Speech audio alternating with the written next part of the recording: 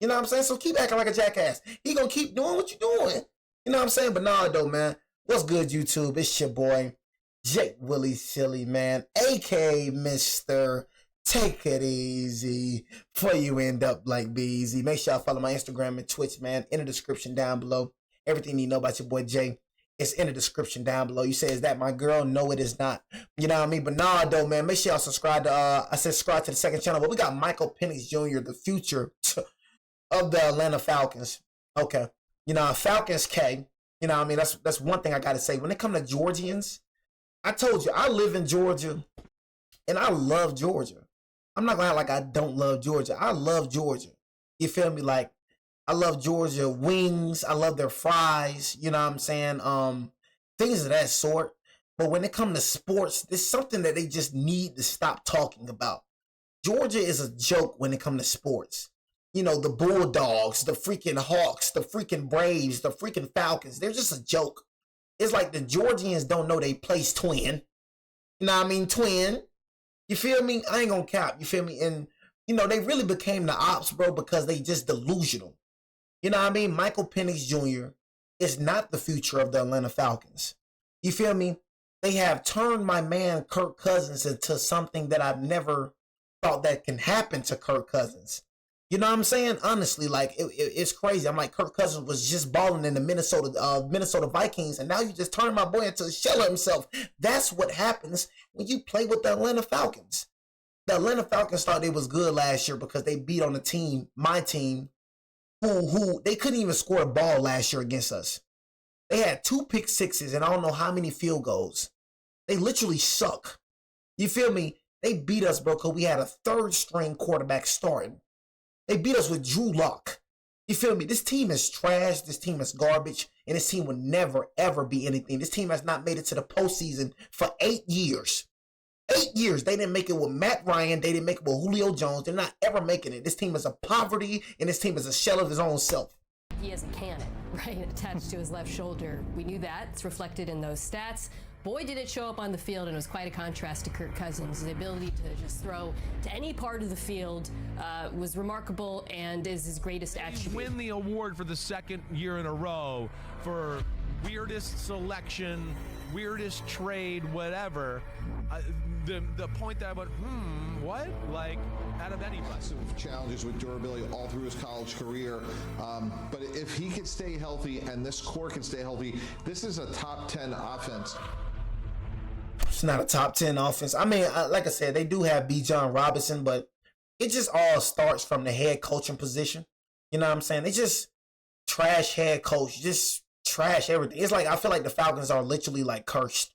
I feel like the Falcons, this is the best their team has ever gotten, like all around. All around, this is the best their team has ever been. And I just feel like they just cursed. Like, ever since, I don't know, Falcons is not a team that just can do anything.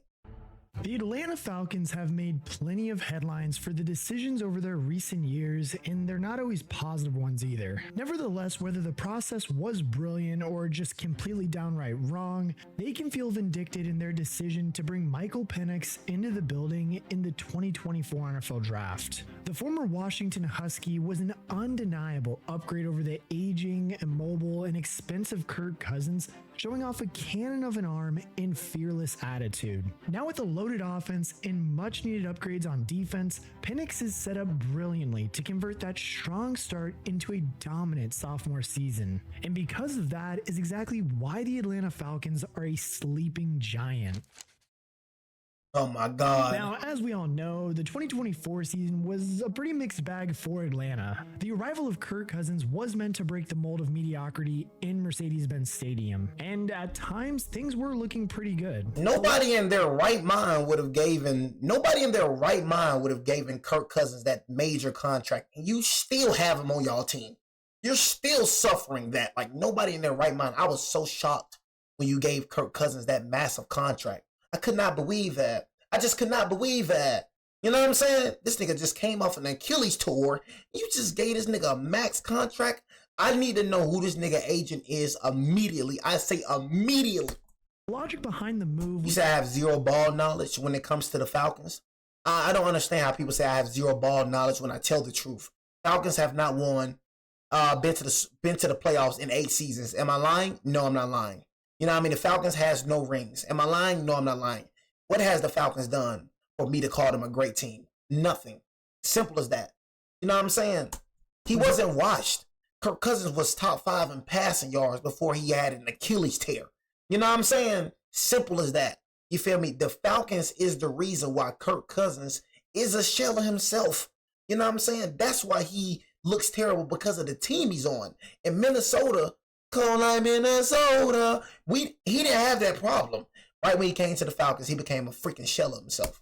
But the team's top 3 top 10 defensive talents, Kyle Pitts, Drake London, and Bijan Robinson, were being wasted by lackluster quarterback play. So in comes Kirk Cousins, who appears to unlock that untapped potential with a 6-3 start and multiple games with multiple touchdowns. A thrilling 36-30 overtime win with 509 yards and 4 touchdowns was the He was balling at first. moment that the Falcons fans truly believed everything was fixed. However, hidden in these victories was a concerning trend. Kirk Cousins couldn't move. Kirk Cousins has stayed within the pocket 99.4% of the time on his dropbacks.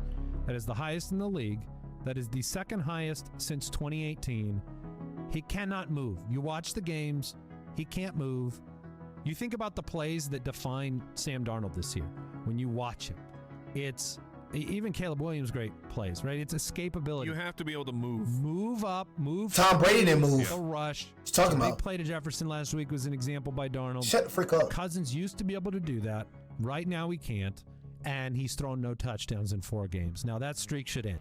No, he really was just a statue back there, and play action passes, which he usually thrived at, were almost impossible to execute. This was of course due to the Achilles tear that he did suffer in the 2023 season, but nonetheless meant that things weren't quite as rosy as the record would suggest. In many ways too, it was just a matter of fact before the offensive coordinator Zach Robinson and his trio of top 10 talents could no longer cover up the cracks. Beginning in November against a terrible New Orleans Saints team of all teams, the Falcons endured a 4-game losing stretch in which Cousins tossed 0 touchdowns and 8 interceptions. The team had well and truly crashed back down to earth, and the $180 million quarterback was a big reason why. They did manage to beat the Raiders 15-9, but that wasn't enough to convince the front office that Kirk's slide was over, so the 36-year-old made way for Michael Penix Jr., the 24-year-old rookie quarterback who had taken the Washington Huskies to the national championship game just 1 year earlier. And as we all remember too, Penix was a very controversial selection for the Falcons when they took him. First and foremost, he had injury red flags all over his profile. Not only that, but his accuracy was another significant point of concern, never achieving below a 21% uncatchable pass rate through his career. Add in some struggles with pressure and you got a profile with plenty to be wary of, which is one of the reasons why his ace selection overall in the 2024 draft was so controversial. The other part of this too that made it so concerning too, that was Atlanta had just dished out $180 million for the services of Kirk Cousins on a 4-year deal. As it turns out though, it was a really good job that they had made that selection, as Penix was very much needed to. I feel like the Falcons had not so good of a draft. I ain't gonna lie. You know what I'm saying? Like, we're gonna see how Kobe Bryant performed, you know what I'm saying? But, Pierce Jr. was, overrated to me at Tennessee. You know what I'm saying? He was a straight edge rusher, but you know what I'm saying? I just feel like the Falcons just still gonna be the same. That's just me. You know what I mean? I feel like the Falcons just still gonna be the same. I don't know. You know what I mean? I don't know, man. To salvage what was I becoming. feel like the Falcons just one of them teams that just always gonna be the same. You know what I'm saying? No matter who they get, no matter what type of talent they get, they just always gonna be the same. Ugly and depressing 2024. He started in his first game in December 22nd in Week 16, leading the Falcons to a 34-7 win. Like I said, this win right here was a fluke, bro. This man didn't do nothing against us. He did not lead his team nowhere. Niggas had 2 pick sixes, bro. This nigga barely scored. How many touchdowns you had that game, bro? Nigga, we held you to so many field goals. Nigga didn't do nothing. Don't let that score fool y'all. Drew Lock gave these niggas 2 pick sixes. We stopped these niggas multiple times. They boy got like 6 field goals. Nigga, you ain't do nothing against us. You was locked down. first game in December 22nd in week 16, leading the That's why I be Falcons saying niggas look at scores, bro, and don't actually watch the game. This nigga was locked down. Nigga ain't do nothing against us, bro. Drew Lock just suck. Got a quarterback that couldn't score over the Giants. And as crazy as it sounds too, that was the most points that Atlanta had scored since week 7 against the Seahawks. And yes, it was against a poor Giants team, but Cousins... Hey, my mans, we're not poor. You know what I'm saying? A poor quarterback team. All right, bro. We're not a poor Giants team, bro. He could not score in our defense. The man was a shell of himself. I seen it, bro. He could not score in our defense. He could not. He didn't score. I think bro only had what? I don't even think did he scoring touchdown. I think bro it was a pass interference with Deontay Banks. A pass interference with Deontay Banks, bro. That was like 3rd and 10. So they called a pass interference on Deontay Banks. That moved these niggas to the goal line and they ran it in with B. John Robinson. You know what I'm saying? Other than that, this nigga did not do nothing. We held these niggas so many times, but us having Drew Lock, we couldn't score the ball. That's really how it went. These niggas had like at least 6 field goals, bro. 3, 6, 9, and then these niggas had 2 pick six. I'm telling you, bro. Had only managed they had a 15 against touchdown. The Raiders 1 week They earlier. ain't do nothing. So It was on clamps. deserves plenty of credit for that win. The rookie quarterback completed 67% of his passes for 202 yards, 0 touchdowns, and 1 interception in that one, very much still finding his footing in his first taste of NFL action. He then collected 223 yards, 1 touchdown, and an interception against fellow rookie Jaden Daniels and his Washington Commanders in Week 17 before setting season highs with 312 yards, 2 touchdowns, and 1 interception against Carolina. And their defense is trash. Both of those last 2 outings did result in no Commanders' return defense is losses, garbage. but the Falcons' offense remained potent, scoring 24 against Washington and then 38 against Carolina. In total, Penix's rookie campaign saw him start 3 games, totaling 775 yards, 3 touchdowns, and 3 interceptions, taking just 3 sacks from those 3 starts. 3 touchdowns and 3 interceptions. And y'all saying that this nigga's the future of the Atlanta Falcons? We haven't seen enough of this nigga to say this. Because I could have swore Kirk Cousins was doing the same thing in the beginning. 3 TDs and 3 interceptions. You're speaking too soon. That's one thing about Atlanta Falcons, bro. You speak too soon. You know, word on the street, Cal Pitts probably not going to be with y'all next season. You know what I'm saying? But, bro. And while yes, it may have only produced 1 win, there was still so much more to these games than the final result. Penix's play was a stark contrast to what Cousins had been delivering. Like, he was ripping passes that Cousins couldn't even contemplate attempting, and his far superior athleticism. You didn't really play nobody at the end, bro. Play calling for offensive coordinator Zach Robinson. That's what I'm saying. Like, with the teams he played, he didn't play nobody for real at the end, bro. Like, I mean, hell, the Falcons pretty much had gone from not being able to call a single play action play to now being able to open up the entire playbook for Michael Penix. And on top of that, too, they just could kind of throw the ball way more around the field too because of how strong Penix's arm was. Like, I mean, even just watching, yes, he played 3 games, just watching the 3 games he played compared to what Kirk Cousins was doing earlier in the season, it's crystal clear to see how much just better he was as a player. Not only that too, but even the advanced metrics back it up as well. From Kirk Cousins' 453 pass attempts in 2024, he managed to produce 13 big-time throws according to PFF. Michael Penix Jr., on the other hand, in just 3 games played, had only 105 pass attempts, but produced a whopping 10 big-time throws. So basically, in under a quarter of the attempts, Michael Penix had only 3 fewer big-time throws. And for context too, if Penix had... I can't wait the NFL season start. I can't wait. Cousins, he just ready for it to start. About 43 big-time throws, which is 30. So all the talking can just go to bank, right? Logged. And now, yes, before you jump in the comment section, obviously it's a 3-game sample size. It's very tough. That's what I'm saying. So shut the freak up, right? Just season-long projections. You know what I mean? 17 games, right? Size in 3 games. But to be honest, Nico played 3 games. It makes perfect sense on why he was giving up or putting up these numbers, I should say. Like, Penix is a gunslinger through and through. Yes, he may struggle with accuracy from time to time, but you can bet he's gonna let it fly, which is the polar opposite to Kirk Cousins. To further back it up too, Penix's 3 games produced an average depth of target of 10.6 yards, which was 5th in the NFL compared to Cousins' 8 yards, which was 33rd. And as I said, not only is this great for Falcons fans, but this is also great for, well, Drake London, who is just a perfect weapon for any quarterback and is going to just stretch the field and be there when his quarterback needs him to be there. As we all remember, London broke out in 2024 with 1,271 yards and 9 touchdowns, instantly proving to have a great connection with his new quarterback, with the pair combining for over 106 yards in week 17 and 187 yards and 2 scores in week 18. Like having just one 100-yard outing all year long with Kirk, London must be absolutely ecstatic with the change in approach with his new quarterback. Even flashing back to week 18 against Carolina, Penix sent London 18 targets his way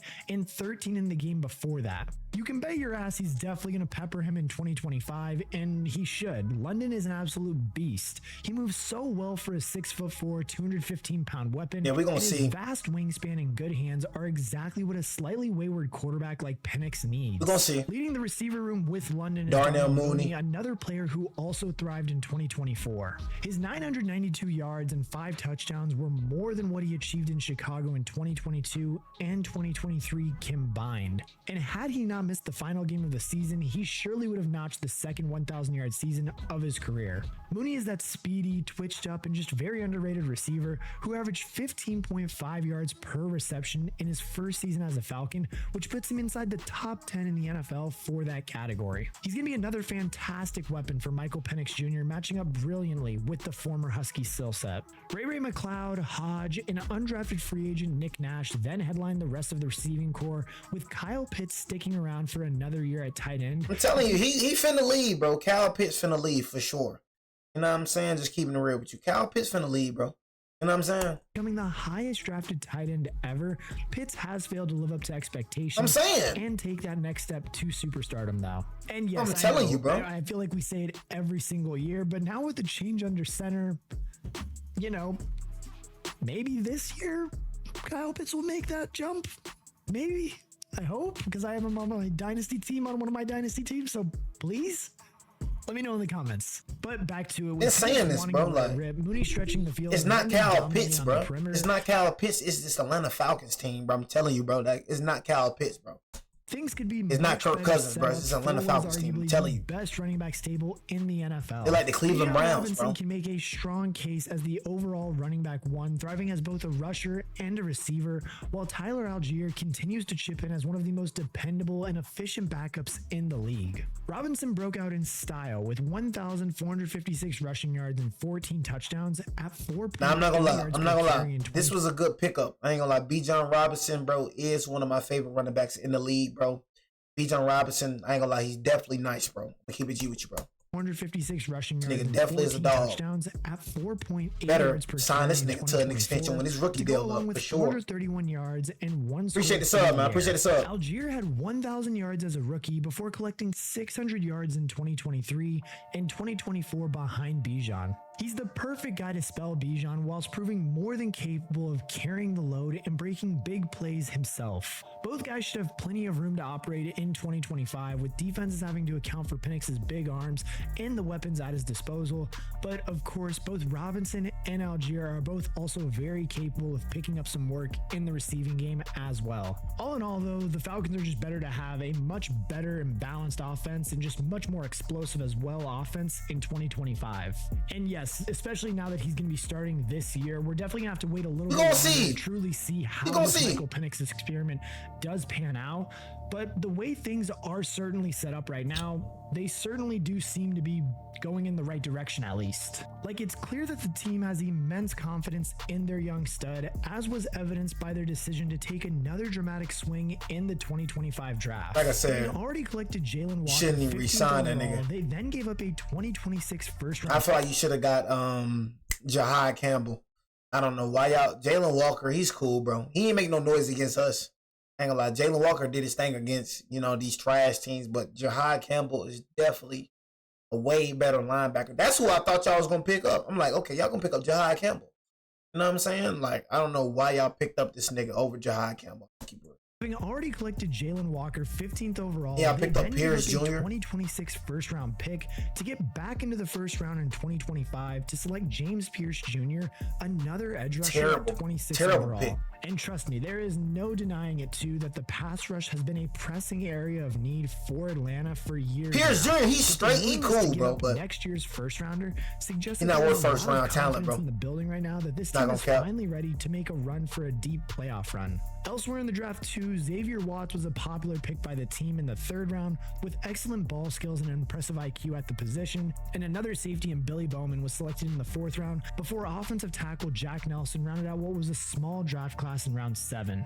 Free agency was a little bit quiet too, but they still did manage to make some moves there as well. Leonard Floyd is going to be a great veteran piece to add at the defensive edge position, especially considering the mentorship he can offer to the 2 young first-round rookies. Morgan Fox is another useful veteran addition at defensive tackle, collecting 15.5 sacks in limited play over the last 3 seasons with the Chargers, and Divine Diablo is another great addition at linebacker, able to help out in coverage and as a tackler and add depth to the core led by the very talented Caden Ellis. Truthfully, for a long time, this defense has been considered toothless and was one of the biggest factors holding the Falcons back from winning games at all. Now with the use of 2 draft picks finding first-round edge defenders, Kobe Bryant, that was a good one. Some useful veterans and youngsters Boy from Kansas. upside, this really could be the year that the narrative begins to shift. And I mean, who knows? If it does, then Atlanta fans could be in for an absolute treat. The NFC South is still by far one of the weakest, if not the weakest division in the NFL. Tampa Bay definitely... Bro, we got the hardest division. No cap. Like, I ain't gonna cap. We've always, like, you know what I'm saying? Like, you feel me? Like, bro, I know James Pierce Jr., bro. You know what I'm saying? Bro is not... He's not no first-round talent. I'm gonna keep it real with you. You know what I'm saying? Just keeping it real. It's not delusional. It's not a casual. You know what I mean? Bro played for Tennessee. I know the freak James Pierce Jr. is. You know what I mean? Bro is not first-round talent. Simple as that. You know what I mean? Just keeping it real. He's straight, bro, but definitely not first-round talent. You know what I'm saying? I feel like he's very overhyped. You know what I'm saying? Very, very overhyped. You know what I'm saying? He's good, bro, but he's not first-round talent. He won't even start this year. You know what I'm saying? Honestly. You know what I'm saying? He definitely won't even start this year. So you picked up somebody that's not going to even start. You know what I mean? Walker probably start, but Pierce Jr. is not going to start. You feel me? So that's the wasted draft pick. You know what I'm saying? Right there. You feel me? Honestly, like I said, bro, for me, your biggest needs, honestly, it's O-lineman. I ain't gonna lie, O-line. And the D tackle, the whole D line need work. I'm gonna keep it real. The whole D line need work for sure. So you getting Pierce Jr., that was good, bro. You know what I'm saying? But I feel like you really need in the box linebackers. I feel like that's definitely what you need, bro. In the box linebackers for sure. You know what I'm saying? I ain't gonna lie to you, bro. That linebackers and D line, that needs work for sure. You know what I'm saying? But nah, though, bro. You know, the Falcons just the Falcons, bro. So we ain't got still favorites to win it for the 5th. NFC East is the hardest division, no cap. You know what I'm saying? And when it comes to these niggas, I promise you, when it comes to these Commanders, bro, we are a far better team than these niggas. They have nowhere near a better defense than ours. They don't even have a better offense than ours. I'm telling y'all, bro. These Commanders are overrated, bro. No cap. And it showed, bro, when they played the Smeagol's. They're overrated, bro. They're not good. Their defense is trash, literally. Their offense is mediocre, too. You know, you picked up a trash Deebo Samuel. That nigga's garbage. We all know Deebo Samuel really, honestly, and this is another take, bro, of mine. Deebo Samuel really overrated. I'm not gonna lie, he really sucks. You know what I mean, bro, like a power back. He really sucks as a wide receiver. I'm gonna go ahead and call this out. Deebo Samuel will not be in the league for long. I'm telling y'all right now. You know what I'm saying? Teams finna start seeing for niggas for who he truly. How I knew this nigga sucked is when when Brandon Ayuk got injured and he got outplayed by Jawan Jennings, excuse me. My nigga got outplayed by Jawan Jennings. You feel me? Jawan Jennings became the wide receiver number 2. Deebo Samuel sucked last year. That nigga suck. He has no route back. He is not a true wide receiver. No cap. We have a better wide receiver core than the Commanders. We have a better running back duo than the Commanders. The only thing that was missing, bro, was the quarterback. I'm telling y'all, bro. The Commanders is not nowhere near on our level, bro. Time running. I feel like it was just a one-year wonder team. Watch how it worked, y'all. Watch how they work, bro. I'm telling you, it was like a one-year wonder team. And while they do have a good roster and sensible ownership, this is the 2nd year in a row that they have lost a supremely talented offensive coordinator. The Bucs have executed this 4-year streak of NFC South titles with records of 13 wins, 8 wins, 9 wins, and 10 wins. Respectively, this just tells me that the division is completely wide open. Add in the fact, too, that a combination of Michael Penix Jr. continuing his upward trajectory to unleash this offense and the defense finally clicking will surely give these Atlanta Falcons their first division title since 2016, and who knows, potentially even more. Ladies and gentlemen. Yeah, what's this, bro? You know what I'm saying? Okay, cool. Yeah, I don't know the rest of this, but yeah, that was funny right there. I ain't gonna lie to you, bro. That was funny. You feel me? Really funny. They had Julio Jones on that team, and no wide receiver on this team is like that. You feel me? So Matt Ryan too, who won the MVP that season, if I'm correct. So yeah, that's not happening. You know what I'm saying? Just keeping it real with you. But hey, man, Falcons K, man. You know what I'm saying? I really appreciate y'all watching the video. Hey, how long I've been streaming, man? Let me go and check real quick how long I've been streaming. I think we could do one more video, bro. And I think that's gonna be it for the night. You know what I'm saying? But how long?